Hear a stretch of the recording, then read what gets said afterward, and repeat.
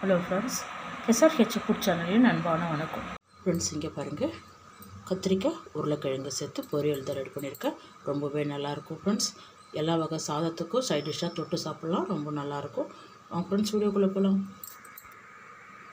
இந்த கத்திரிக்காயோடு எடுத்து சாப்பிட்றதுக்கு ரொம்பவே நல்லாயிருக்கும். பாருங்கள், உருளைக்கிழங்கெல்லாம் நல்லா வெந்திருக்கு பாருங்கள். சப்பாத்தி, தோசை, சைட் டிஷ்ஷாக எல்லா வகை குழம்பு சாதத்துக்கும் சைட் டிஷ்ஷாக தொட்டு சாப்பிட்லாம், ரொம்பவே நல்லாயிருக்கும் ஃப்ரெண்ட்ஸ். இங்கே பாருங்கள், உருளைக்கிழங்கு 2 கத்திரிக்காய் எடுத்துருக்கேன். நீள் வாட்டத்தில் கட் பண்ணிக்கலாம். இங்கே பாருங்கள், ஒரு குழம்பு கண்டி அளவுக்கு எண்ணெய் விட்டுருக்கேன். கடுகு, உளுத்தம்பருப்பு 1/4 டீஸ்பூன். இங்கே பாருங்கள், தனியா கையிலே நல்லா உடச்சி போடுங்க. ஒரு பிரியாணி கொஞ்சமாக பெருங்காயப்பொடி, நம்ம எடுத்து வச்சுருக்க கத்திரிக்காய், 2 பச்சை மிளகாய், உருளைக்கிழங்கு,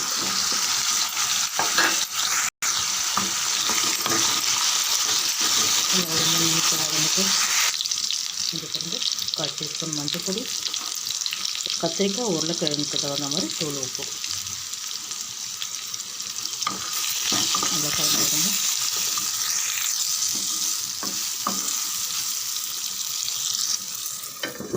மூடி வைங்க ஒரு 7 நிமிஷம்.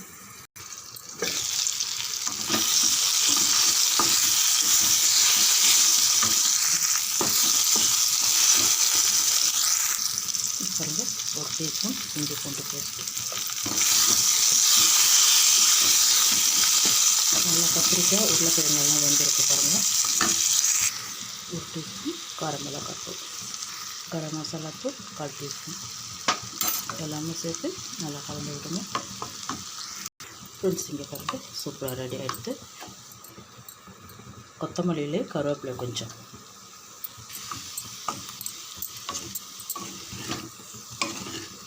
அவ்வளோதான்.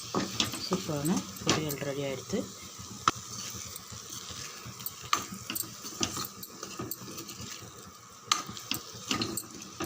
அவ்வளோதான், கத்திரிக்காய் உருளைக்கிழங்கு பொரியல் சாதத்துக்கு சைட் டிஷ்ஷாக வச்சு தொட்டு சாப்பிட்லாம், ரொம்பவே நல்லாயிருக்கும்.